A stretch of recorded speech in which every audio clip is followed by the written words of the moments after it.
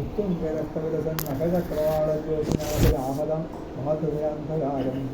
ഭഗവാന്റെ ഉള്ളംകാലില് വജ്ര അങ്കുശ ധ്വജ സരോവരം. വജ്രച്ച തോട്ടി, വജ്രച്ച വജ്രായുധം, അങ്കുശന്റെ തോട്ടി, ചക്രം, പത്മം ഇങ്ങനെയുള്ള വൈഷ്ണവ ജനങ്ങളോടുകൂടിയ ഭഗവാന്റെ പാദങ്ങളുടെ അടിഭാഗത്തിനെ ധ്യാനിക്കണം. പിന്നെ പുറവടിയെ ധ്യാനിക്കണം, കണങ്കാലുകളെ ധ്യാനിക്കണം, തുടകളെ ധ്യാനിക്കണം, പീതാംബരത്തിനെ ധ്യാനിക്കണം, ഒതുങ്ങിയ ഉദരത്തിനെ ധ്യാനിക്കണം, ഇടിഞ്ഞ മരണത്തിനെ ധ്യാനിക്കണം.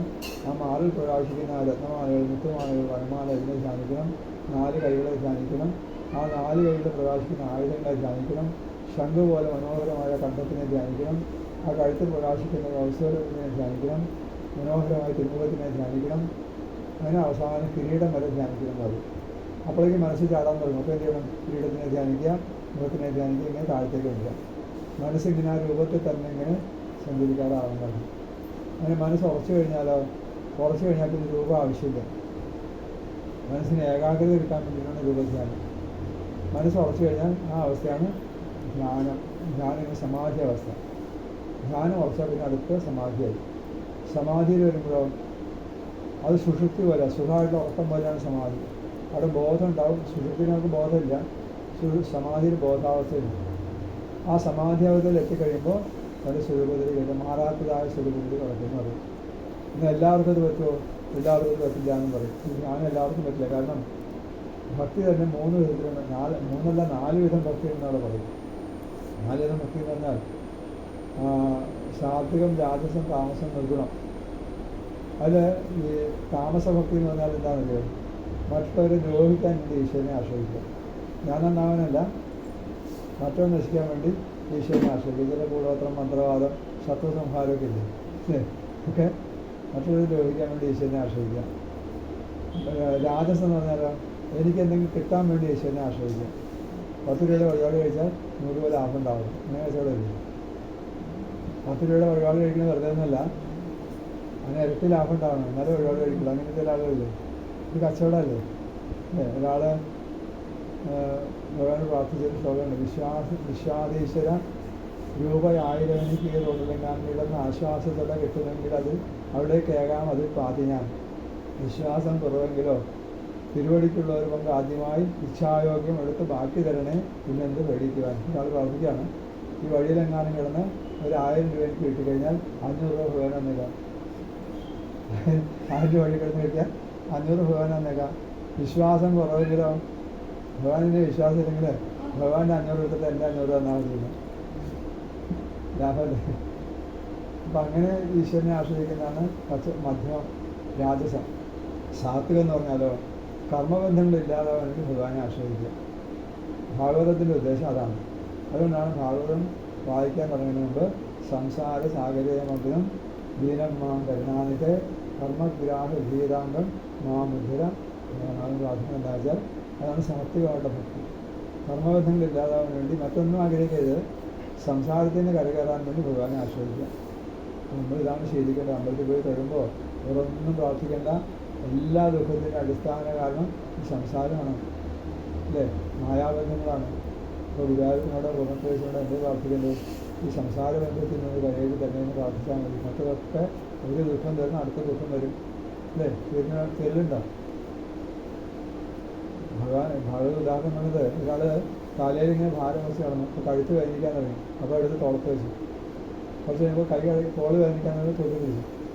കുറച്ച് കഴിയുമ്പോൾ കൈ കഴിച്ചു. അപ്പോൾ വീണ്ടും തലയിൽ വെച്ചു. ഭാരം എവിടെയെങ്കിലും പോയാണ്. തലയിലെ ഭാരം തുളത്തേക്ക് വന്നു, തോളത്തെ ഭാരം കയ്യിലേക്ക് വന്നു, വീണ്ടും തലയിലേക്ക് വന്നു. ഇതല്ലേ നമ്മുടെ അവസ്ഥ. ഒരു വർഷം തരുന്നു, അടുത്ത വർഷം വന്നു. എല്ലാ പ്രശ്നങ്ങളുടെ അടിസ്ഥാന കാരണം എന്താണെന്നറിയോ? ഈ സംസാരമാണ്, അജ്ഞാനമാണ്. അപ്പോൾ അജ്ഞാനത്തിൽ നിന്ന് മോചനം തരാൻ വേണ്ടിയിട്ട് മാത്രമേ ഭഗവാനെ ആശ്രയിക്കാവൂ. മറ്റതൊക്കെ ഒരു ദുഃഖം തരുന്ന അടുത്ത ദുഃഖം വരെയായി. അപ്പോൾ ഭക്തി തന്നെ 3 വിധമുണ്ട്. അതിൽ സാത്വികമായിട്ട് ഭക്തി ഉള്ളവർക്ക് മാത്രമേ ഈ ധ്യാനം പറ്റുള്ളൂ എന്ന് പറഞ്ഞു. അപ്പോൾ കപിലവാസ്തവൻ്റെ ഉപദേശം കേട്ടപ്പോൾ അമ്മയ്ക്ക് കാര്യം മനസ്സിലായി.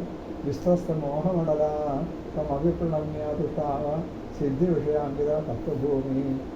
മകനായിട്ടുള്ള കപിലവാസ്തവനെ ഗുരുവായിട്ട് കണ്ടുവന്നാണ്.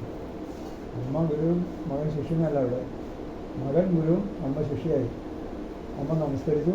കപിലവാസ്തവനെ പ്രദക്ഷിണം വെച്ച് നമസ്കരിച്ചു. അത്ര അമ്മ സാധാരണ അങ്ങനെ ചെയ്യാറുണ്ടോ? അമ്മമാർ മക്കളെ നമസ്കരിക്കാറില്ലല്ലോ. ഇവിടെ മകനാണെങ്കിൽ ഗുരുവല്ലേ, ഗുരുവായിട്ട് കണ്ട് നമസ്കരിച്ചു. കപിലവാസൻ ഇപ്പോഴും മരണം കൊടുത്ത സ്ഥലത്ത് തപസ് ചെയ്തുകൊണ്ടിരിക്കുന്നത്. ദേവഹൂതി മാതാവ് കുറേ കാലം ഈ മകൻ പറഞ്ഞു കൊടുത്ത കാര്യങ്ങൾ ധ്യാനിച്ച് തൻ്റെ ശരീരം ഉപേക്ഷിച്ചു. ദേവഹൂതിയുടെ ശരീരം ഒരു നദിയായിട്ട് ഒഴുകുന്നതാണ്. ദേവഹൂതി മുക്തി പ്രാപിച്ച സ്ഥലത്തിന് സിദ്ധിത എന്ന് പേരും. സിദ്ധഭൂമി എന്ന് പറയും. ഇപ്പോഴുണ്ടാ സ്ഥലം. അപ്പോൾ ദേവഹൂതി മുക്തിയായി. അങ്ങനെ ദേവഹൂതിയുടെ കഥ പറഞ്ഞു കഴിഞ്ഞ് പിന്നെ മൂത്ത പെൺകുട്ടിയായിട്ടുള്ള പ്രസൂതിയുടെ കഥ പറഞ്ഞു. 3 പെൺകുട്ടികളാണല്ലോ. പ്രസൂതിയുടെ കഥ പറഞ്ഞപ്പോഴാണ് ദക്ഷയാഗം കഥ പറഞ്ഞത്. 4ാമത്തെ സെൻറ്ററിൽ ദക്ഷയാഗം. അതെന്താ? സതീദേവി തൻ്റെ അച്ഛനായിട്ടുള്ള ദക്ഷൻ്റെ യാഗത്തിന് പോകാൻ ആഗ്രഹം തോന്നി. അതായത് ദക്ഷൻ ആണ് ഈ പ്രസൂതി വിവാഹം കഴിച്ചത്. 3 പെൺകുട്ടികളിൽ 2ാമത്തെ പെൺകുട്ടിയാണ് ദേവഹൂതിയെ കർദമം വിവാഹം കഴിച്ചു. 3ാമത്തെ പെൺകുട്ടിയാണ് പ്രസൂതിയെ ദക്ഷൻ വിവാഹം കഴിച്ചു. ഈ ദക്ഷന് പ്രസൂതിയിൽ 16 പെൺകുട്ടികളുണ്ടായിരുന്നു. 14 പെൺകുട്ടികളാണ്. അതിൽ 13 പേരെ ധർമ്മദേവൻ വിവാഹം കഴിച്ചു. ഒരാളെ അഗ്നിയും ഒരാളെ പിതൃക്കളും വിവാഹം കഴിച്ചു. 16ാമത്തെ കുട്ടിയാണ് മഹാദേവൻ വിവാഹം കഴിച്ചത്. അതിൻ്റെ അർത്ഥം എന്താ? ഇതിനൊക്കെ അർത്ഥം ദക്ഷത എന്ന് പറഞ്ഞാൽ കർമ്മസാമർഥ്യമാണ് ദക്ഷത, എഫിഷ്യൻസിയാണ് ദക്ഷത. ദക്ഷിണ എന്ന് പറഞ്ഞാൽ അതാണ് അർത്ഥം. ദക്ഷിണ എന്ന് പറഞ്ഞാൽ പൈസ കൊടുക്കലില്ല. ദക്ഷിണ ജ്ഞാനസന്ദേശമാണ്. ദക്ഷിണ പറയുന്നത് ദക്ഷിണ ജ്ഞാനസന്ദേശ. ഭാഗവതത്തിലെ 11ാമത്തെ സെൻറ്ററിൽ 19ാമത്തെ അധ്യായത്തിൻ്റെ അവസാനം കാണും. ദക്ഷിണ ജ്ഞാനസന്ദേശ. ദക്ഷിണ എന്ന് പറഞ്ഞാൽ പൈസ കൊടുക്കലല്ല, ജ്ഞാനം കൊടുക്കലാണ് ദക്ഷിണ.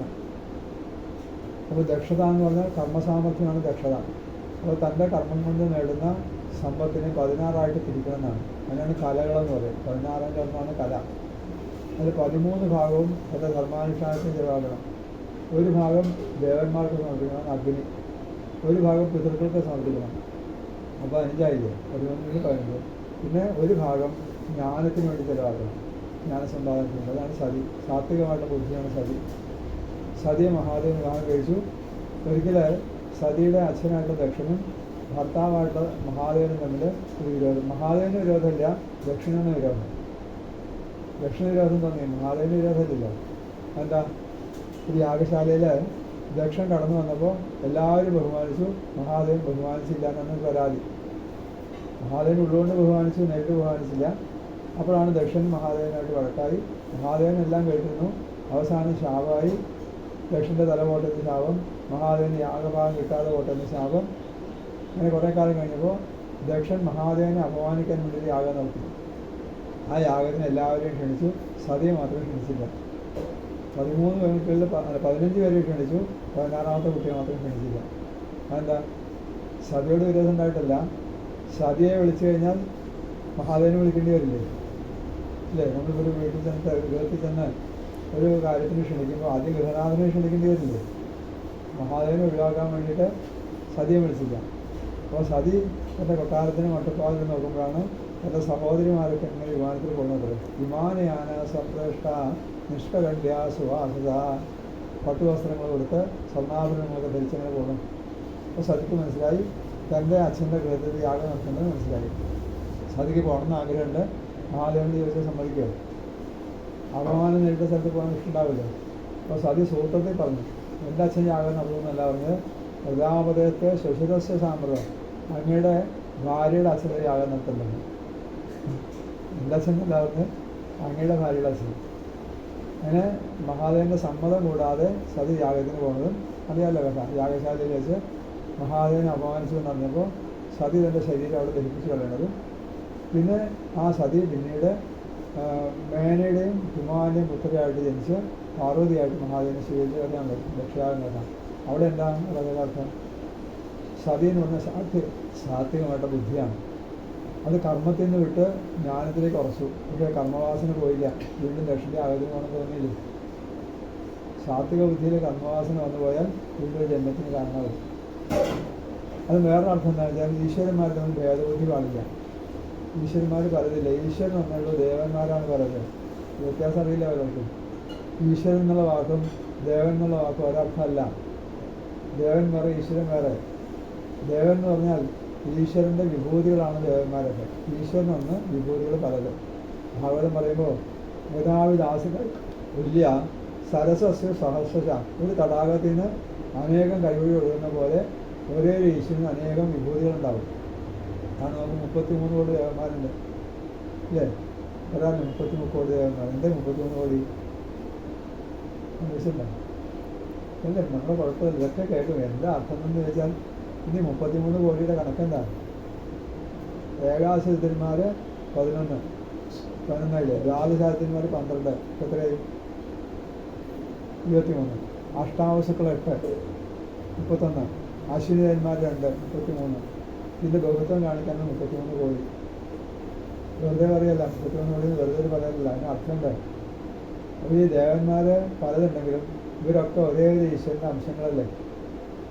ദേവന്മാർ തമ്മിൽ ഭേദബുദ്ധി പാടില്ല. നമ്മുടെ ഭഗവാന്റെ ഉദാഹരണം പറയുന്നുണ്ട്, ഒരാൾ തൻ്റെ ശരീരത്തിലെ അവയവങ്ങൾ തമ്മിൽ ഭേദബുദ്ധി കാണാറുണ്ടോ? ഓ, നമുക്കെല്ലാ അവയവം ഒരുപോലെയല്ലേ. ഒരാൾ പറയണം എനിക്കെൻ്റെ കയ്യാണ് ഇഷ്ടം, കാലൊട്ടും ഇഷ്ടമല്ല എന്നായിരുന്നു പറയുക. അറിയോ? അതേപോലെ ശിവൻ, വിഷ്ണു, ഗണപതി, ഭഗവതി എന്നൊക്കെ പറഞ്ഞാൽ ഒരേ ഈശ്വരൻ തന്നെയാണ്. അവരെ ഭേദബുദ്ധി വന്നാൽ ദക്ഷിണെ പോലെ തല പോകുന്ന ഈശ്വരന്മാരിന് ഭേദബുദ്ധി വന്നാൽ അജ്ഞാനമില്ലാതെ ഒരേ ഈശ്വരൻ. ഇപ്പോൾ രാമകൃഷ്ണൻ്റെ ഉദാഹരണം പറയും. രാമകൃഷ്ണൻ്റെ ഉദാഹരണം രസമാണ്. 4 പേര്, ഒരു മലയാളി, ഒരു തമിഴൻ, ഒരു ഹിന്ദിക്കാരൻ, ഒരു ഇംഗ്ലീഷുകാരൻ വിചാരിക്കുക. 4 പേരിങ്ങനെ വെയിലത്ത് നടന്നു പോകണം. വെള്ളം